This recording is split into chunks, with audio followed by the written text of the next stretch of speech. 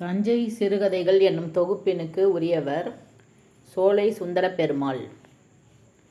உத்தம சோழனின் ஊர் திருத்துறைப்பூண்டி அருகே நீவாமால்புரம். மனித தீவுகள், குருவி மறந்த வீடு உள்ளிட்ட சிறுகதை தொகுப்புகளின் ஆசிரியர் உத்தம சோழன். உத்தம சோழன் எழுதாத சிறுகதையை கண்டறிக. காவல் கோட்டம். உத்தம சோழன் எழுதாத கதை. தொலைதூர வெளிச்சம், கசக்கும் இனிமை, கனல் பூக்கள்.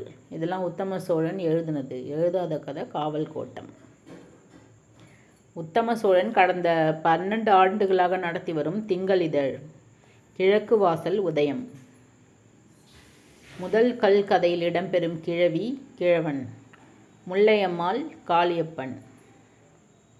முதல் கல் கதையில் கிராமத்தின் முதல் பட்டதாரியாக குறிப்பிடப்படுபவர் பிரேம்குமார்.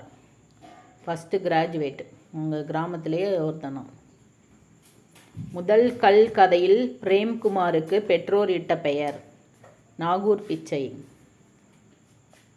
முதல் கல் கதையில் மருதன் தொடங்கிய பணி வடிவாய்க்கால் தூய்மை.